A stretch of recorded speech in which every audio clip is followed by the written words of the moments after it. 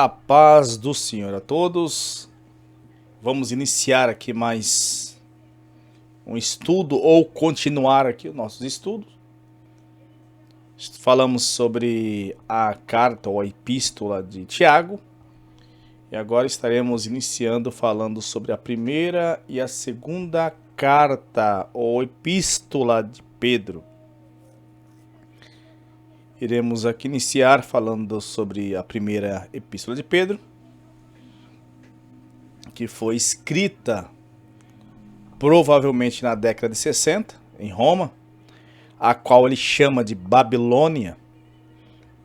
Chama de Babilônia todas as vezes que tanto Pedro como João falam de Babilônia, que ele está referindo a Roma, porque Roma estava seguindo o mesmo caminho, ou até pior do que Babilônia, que perseguiu e destruiu o primeiro templo.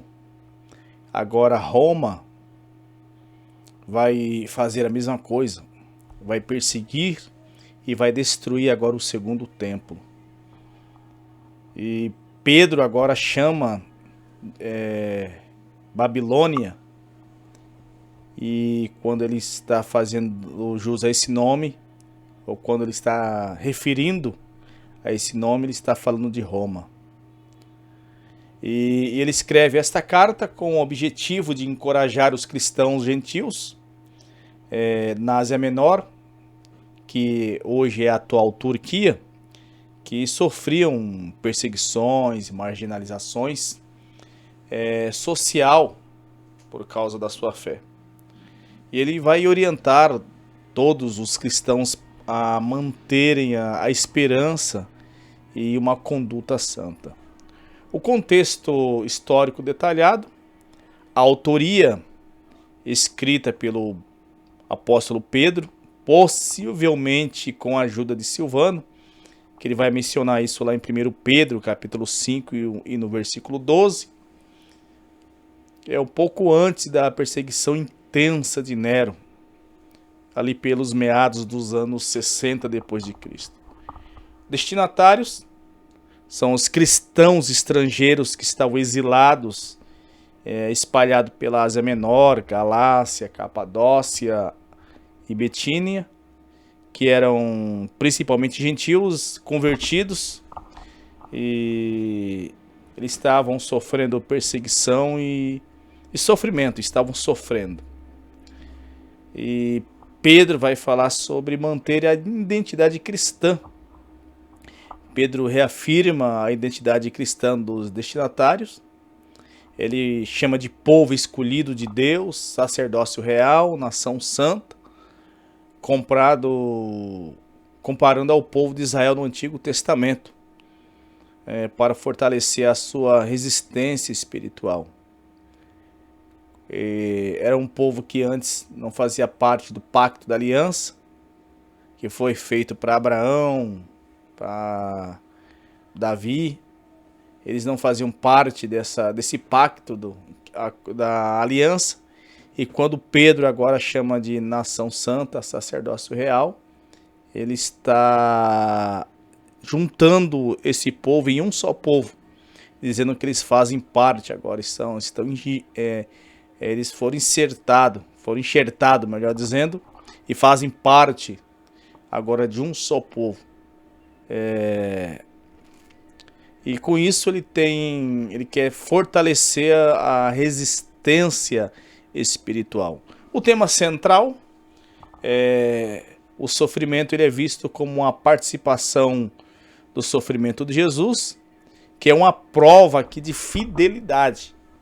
Ele chama a igreja a viver de modo exemplar e submetendo as autoridades, mesmo que de forma opressiva, respondendo aqui o mal com o bem. Logo que quando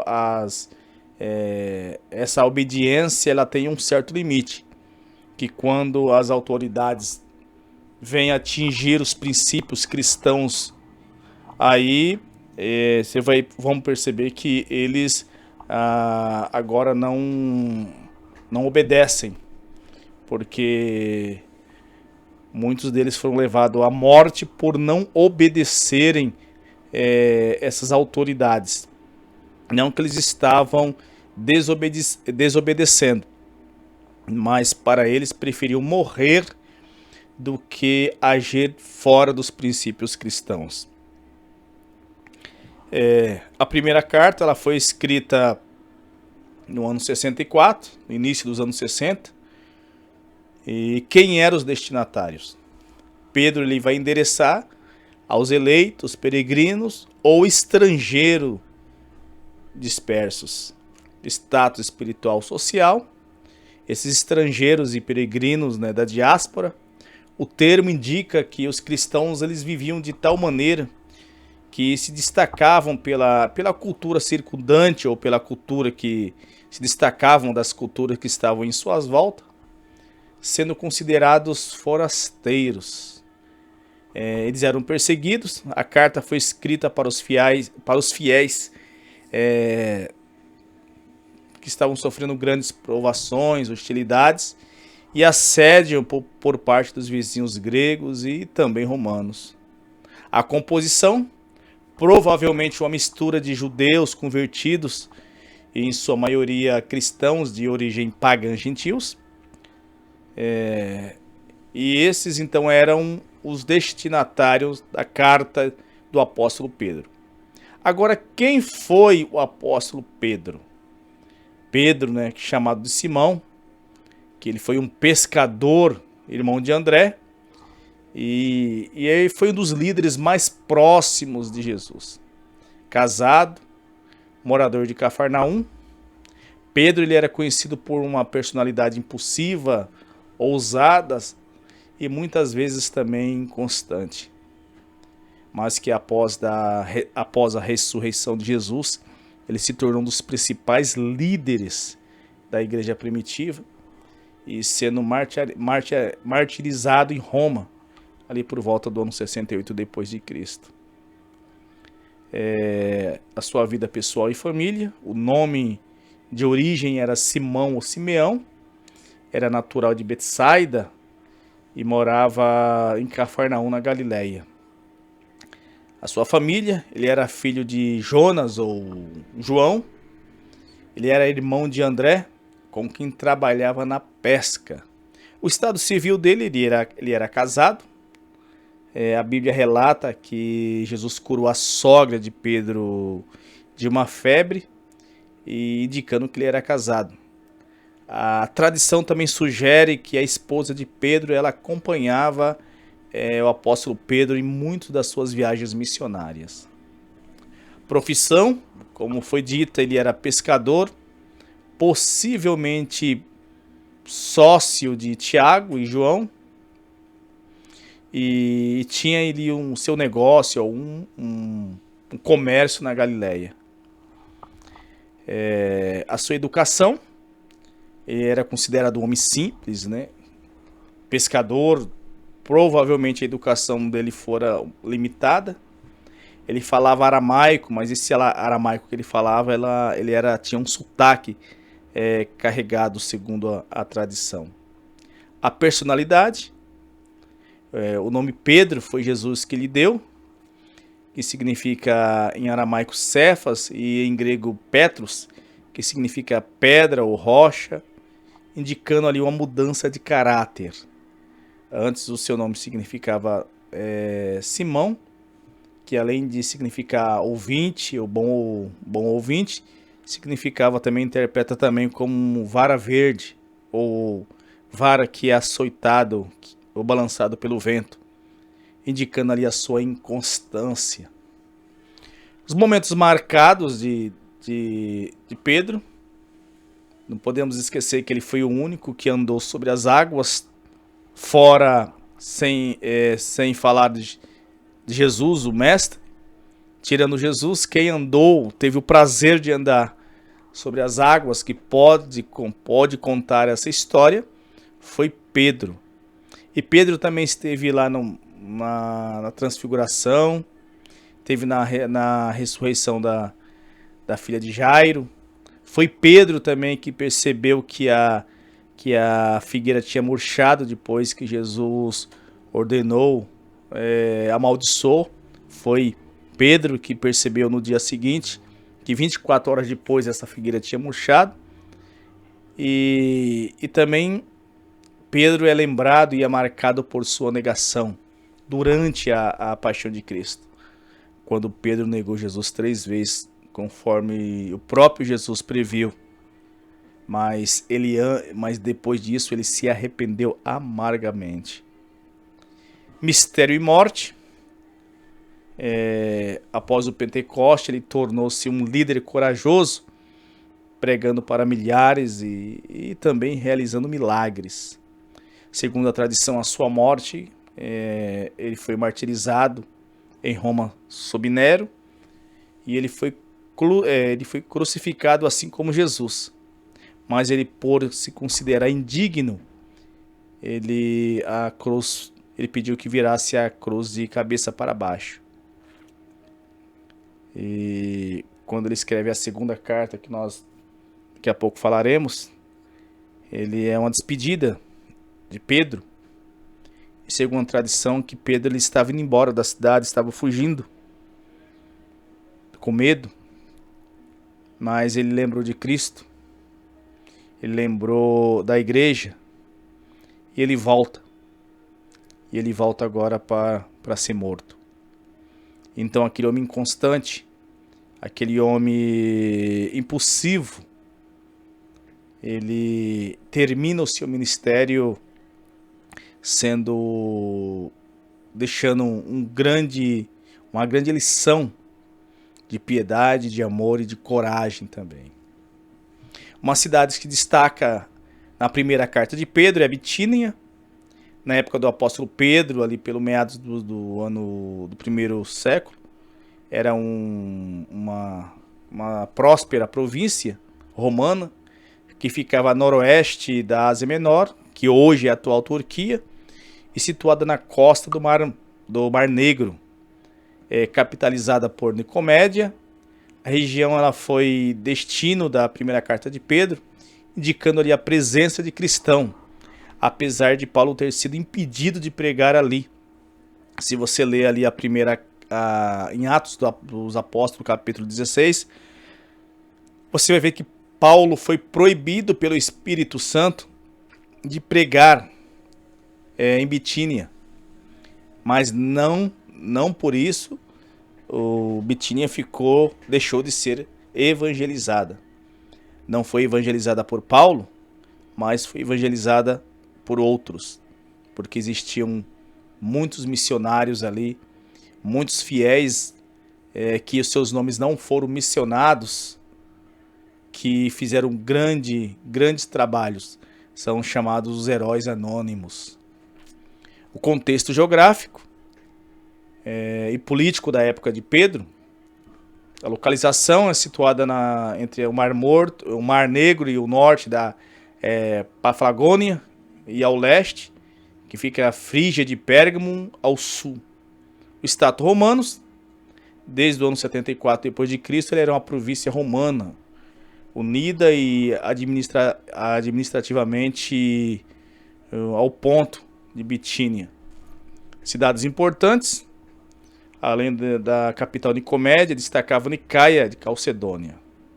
Enfim, que podemos ver que era uma cidade bem desenvolvida, era uma cidade rica estrategicamente e importante, onde o cristianismo ele se enraizou profundamente durante esse primeiro século. E é daí que Paulo escreve a primeira carta, envia a primeira carta, convocando os cristãos principalmente, o foco é a santidade, onde ele vai ordenar: sede santos, porque eu sou santo. Esse chamado ele fundamenta-se na natureza de Deus e na nova idade e na nova identidade dos fiéis, exortando a viverem de modo separado do mundo. Quando diz que ser santo não significa ser perfeito, mas ser separado do mundo, com uma disciplina tanto mental como uma disciplina também espiritual, porque a santidade ela reflete o caráter de Cristo em um mundo cheio de trevas. O ponto-chave do chamado da santidade em 1 Pedro é o fundamento da natureza de Deus. A santidade aqui ela não é apenas uma regra, mas ela é uma imitação do caráter de Deus quando ele diz que é santo. O procedimento na vida, esse chamado ele abrange toda a maneira de viver. Lá em 1 Pedro, no capítulo 1 e no versículo 15, ele vai exigir uma conduta distinta, não moldada por paixões anteriores, mas sim uma renúncia do passado. Pedro aqui exorta os cristãos a abandonar a vida fútil que é herdada dos antepassados, e agora sendo porque foste resgatado pelo sangue precioso de Cristo. E uma mente sóbria e disciplinada, que os fiéis deviam cingir os lombos e cingir-se de entendimento, preparar a mente, ser sóbrios e focado na esperança da graça de Cristo. A identidade do povo de Deus, os cristãos aqui são considerados sacerdócio real, nação santa, e por isso ele exige uma conduta coerente com a posição elevada a qual eles fazem parte agora. E um amor não fingido, mas um amor genuíno, porque essa santidade ela traduz o amor sincero pelos irmãos decorrente de obediência e obediência à palavra de Deus. A esperança e provação, a santidade é apresentada como uma forma de perseverança, porque durante as provações, porque essa provação ela vai garantir um propósito eterno. Então a primeira carta de Pedro ela é frequentemente chamada de uma carta do encorajamento para os cristãos que enfrentam dificuldades, perseguições e sofrimentos por causa da sua fé. Em 1 Pedro, no capítulo 6 e 7, Pedro explica que as dificuldades são temporárias e elas servem para provar a sinceridade da fé, que é mais preciosa do que o ouro refinado pelo fogo.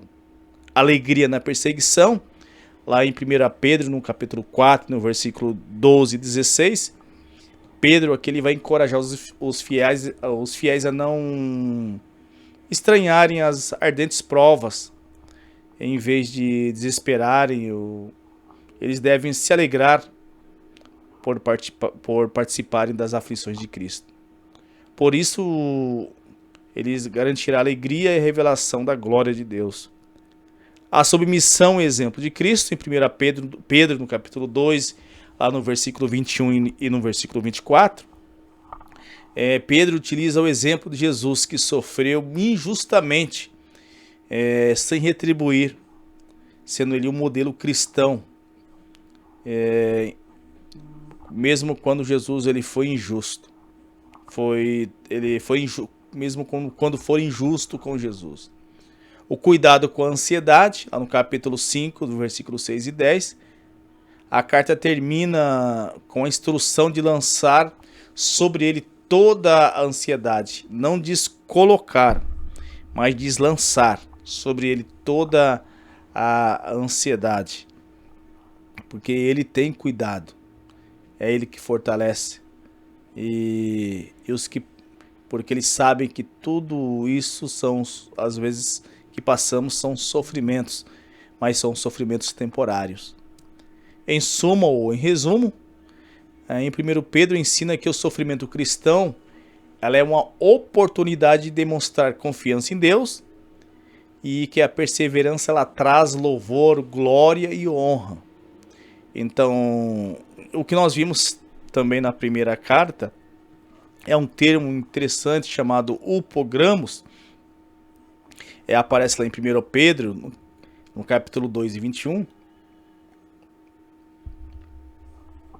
que é geralmente traduzido como exemplo ou modelo, que significa literalmente modelo, que é um modelo de escrita, que eram traçados que os professores usavam para ensinar os seus alunos Era um modelo de um quadro traçado onde os alunos escreviam por cima.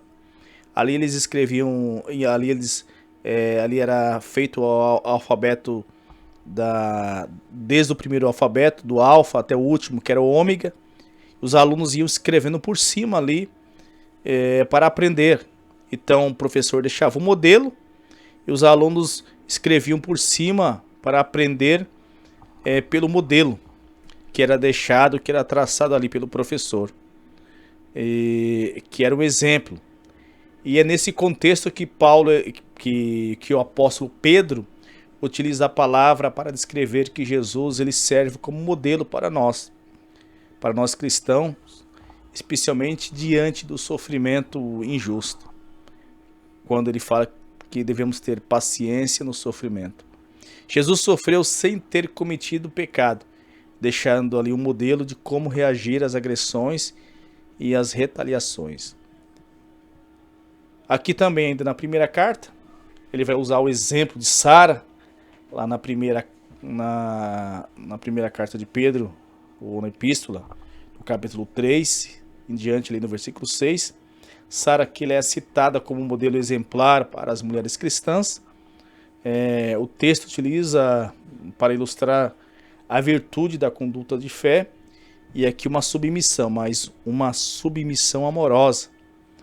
Aqui os principais exemplos de Sara mencionados, baseado no contexto dessa carta, é uma submissão, mas é uma submissão respeitosa, porque essa carta aqui ela destaca que Sara ela obedecia a Abraão, que chamava ele de Senhor. Isso aqui ele é apresentado aqui como ela é apresentada aqui como uma postura de respeito, uma postura respeitosa aqui dentro de um casamento, não baseada em medo, mas em virtude. Também vai falar na fé e confiança em Deus, porque Sara ela é vista como exemplo de quem confia na promessa de Deus, mesmo diante de circunstâncias difíceis, quando vemos a esterilidade dela e a idade avançada, mas ela perseverando até ver o cumprimento da promessa que foi o seu filho Isaque. A ação é uma ação sem medo. O versículo incentiva as mulheres a praticarem o bem e não deixarem de levar por nenhum temor ou espanto, agindo com a mesma confiança que Sara teve. Que é a perseverança na esperança. Ela é lembrada aqui como uma mulher que apesar das suas falhas humanas, manteve a sua fé e fidelidade em Deus. Ela ensina a esperar aqui o tempo certo do Senhor. Pedro ele utiliza o exemplo de Sara para encorajar os cristãos da época que viviam em perseguição e muitas vezes elas tinham os maridos descrentes. E com isso ela estava ensinando as mulheres a conquistar os seus maridos não com palavras, mas pela sua conduta e a sua forma respeitosa. E é isso que ele traz, ele vai encorajar as mulheres. E usa a expressão cordeiros, que no contexto de Pedro, aqui no capítulo 3 e versículo 7, vai especificamente referir-se à igualdade espiritual entre marido e mulher diante de Deus. Aqui os pontos principais que Pedro aqui está ensinando, chamando de Cordeiro da Graça. Pedro aqui ele vai instruir os maridos a viverem com a sua esposa em entendimento. E os maridos dando honra às suas mulheres, e considerando ela como entendendo que ela é um vaso mais fraco, referindo aqui à sua constituição física, e que ela necessita de proteção, e que os maridos devem reconhecê-la como cordeiros da mesma graça da vida. Que significa que cordeiros significa que tanto homem como mulheres têm acesso igual à promessa. Ninguém aqui é maior do que o outro. que a salvação da vida eterna, ela não tem distinção. E o propósito aqui é uma conduta necessária para que as orações não sejam impedidas, para que eles tenham uma conduta, né, uma conduta espiritual, para que as orações deles não sejam impedidas, para que eles vivem debaixo da promessa. Esse contexto de herança, Pedro também menciona lá no primeiro capítulo, onde ele fala que há uma esperança incorruptível e incontaminável e que não pode murchar, guardado nos céus, da qual todos os cristãos participam. Em 1 Pedro capítulo 1, do versículo 1 ao 25, o apóstolo aqui estabelece os fundamentos da vida cristã, apresentando um Deus abençoador e santificador aos fundamentos da vida cristã. Ele fornece aqui uma base teológica para a conduta familiar e social, focada na santidade, na vigilância e na liderança espiritual. Ainda na primeira carta, ele vai falar sobre Deus como um Deus abençoador e santificador. Pedro lhe descreve aqui Deus como aquele que, em sua grandeza e misericórdia, nos concede um novo nascimento para uma esperança viva. Ele é o abençoador, ou ele é a fonte da herança incorruptível e reservada no céu, protegendo os fiéis pelo seu poder até a salvação final. Pedro também fala sobre a vigilância cristã e a liderança espiritual, que a vida cristã exige prontidão constante contra as adversidades. Essa liderança e paciência, que é especialmente no contexto de sofrimento e perseguição, que era comum, né, na época de Pedro, deve ser exercida com paciência e espírito, e seguindo o exemplo de Cristo que suportou a cruz. Então, em resumo, esta é a primeira carta de Pedro. A segunda carta, ou a segunda epístola, nós podemos fazer um paralelismo muito interessante entre Pedro e Judas, que tem sobre os seus conteúdos e os seus temas, né? Porque as duas cartas elas focam praticamente no mesmo problema, que é o desvio doutrinário e a lasciva dos falsos mestres, as ameaças da igreja.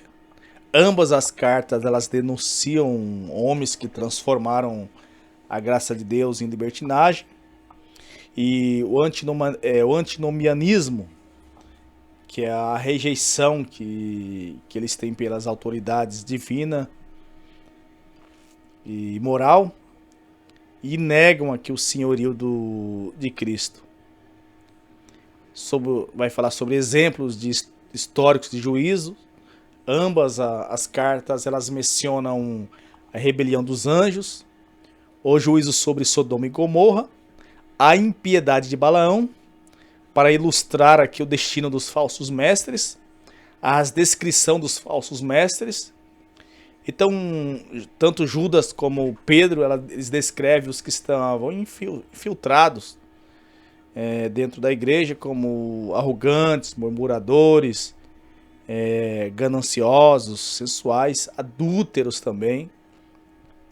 Vai falar sobre o caminho de Balaão. Ambas usam a figura de Balaão para falar dos falsos mestres, tanto a epístola de Pedro como a epístola de Judas.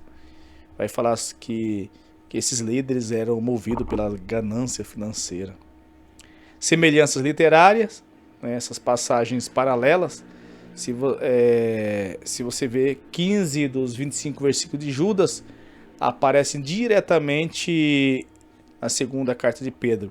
Tanto que o teólogo Michael Green, ele vai relatar muito bem a respeito desse paralelismo entre a primeira e a segunda carta de Pedro e a epístola de Judas, né?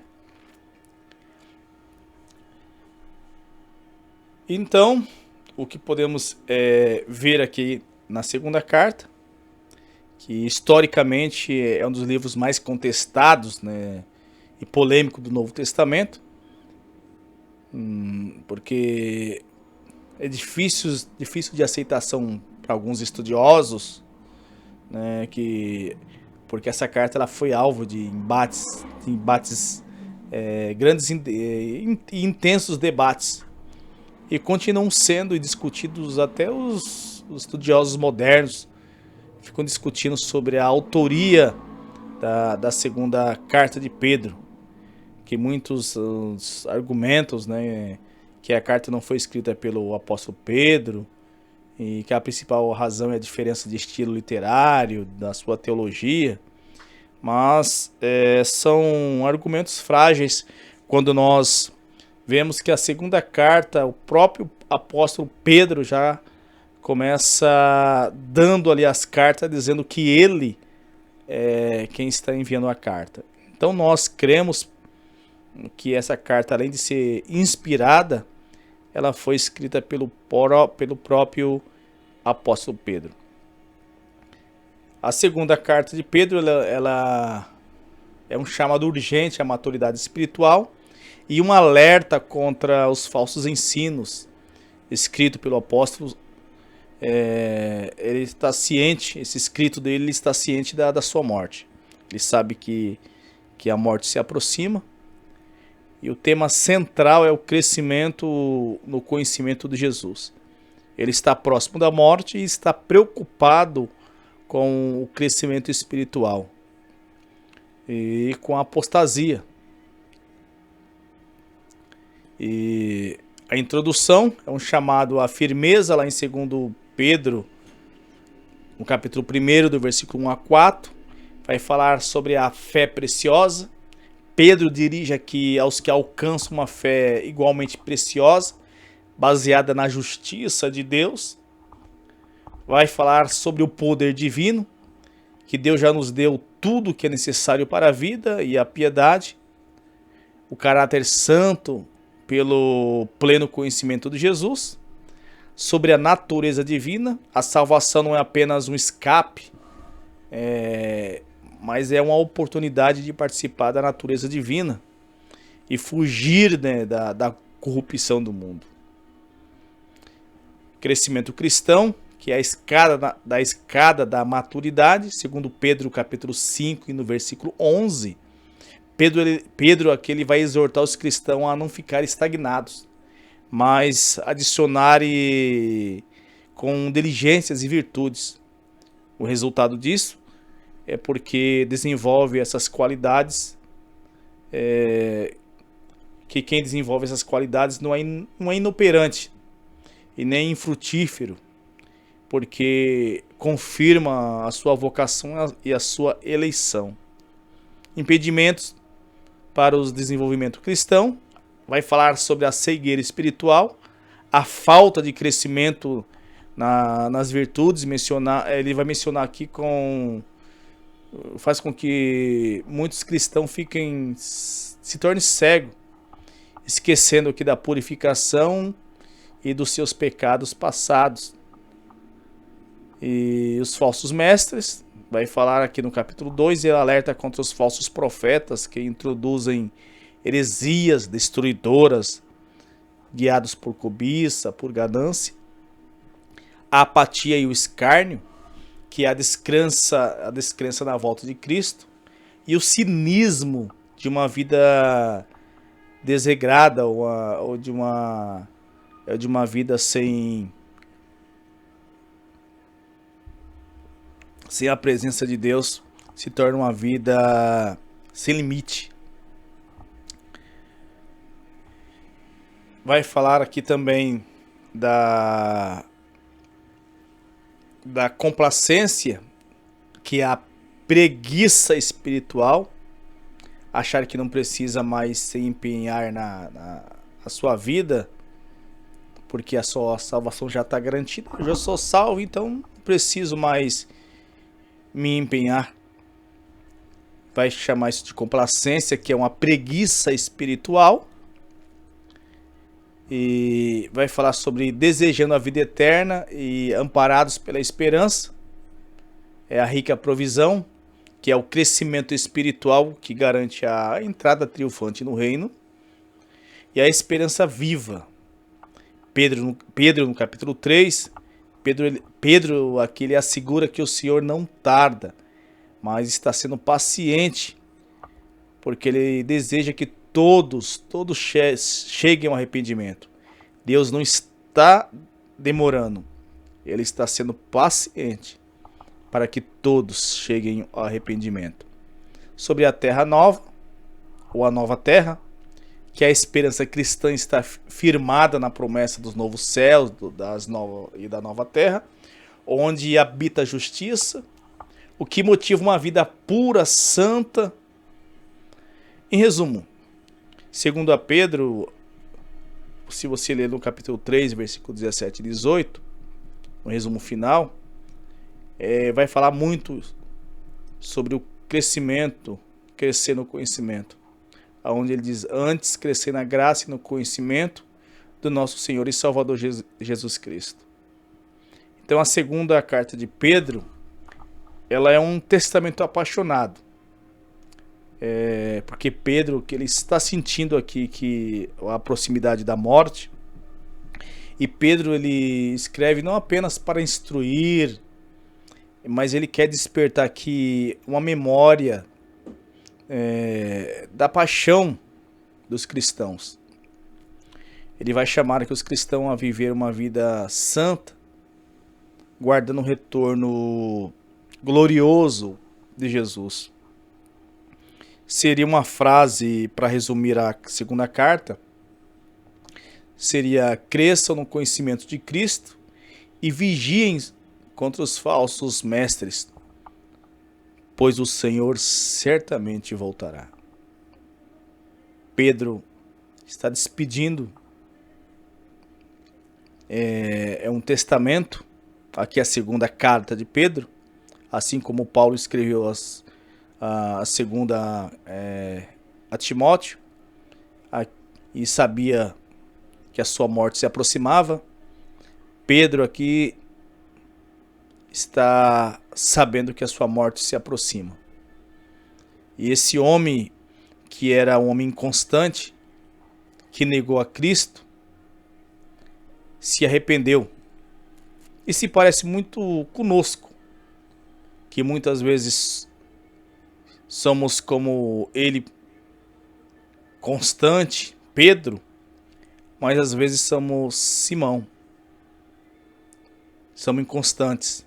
Tem dia que estamos com força para matar um leão, mas tem dia que nós não queremos nem sair da cama. Somos inconstantes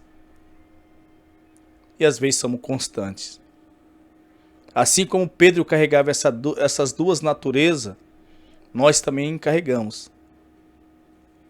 Mas Pedro, mesmo com as suas falhas e com os seus defeitos, foi um grande discípulo. Eu vejo o discípulo mais ativo do Novo Testamento após Paulo.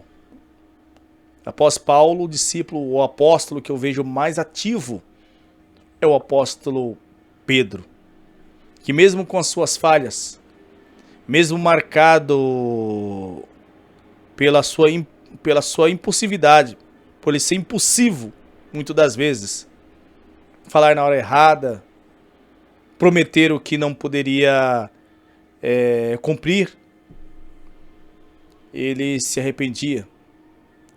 E ele era um discípulo servo de Cristo, que da última hora morreu assim como Cristo crucificado, mas ele, não se sentindo digno de morrer como Cristo, ele pediu para que virasse a cruz de cabeça para baixo, porque ele não se sentia digno de morrer como Jesus Cristo morreu.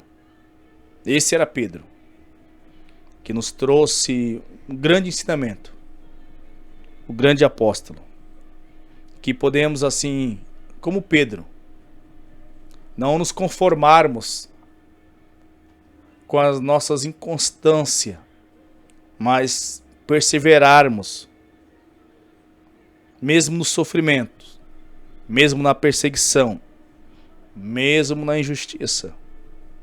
Perseverarmos, porque assim como Cristo foi o nosso modelo, possamos seguir os passos de Jesus e prestar um grande trabalho para o seu reino.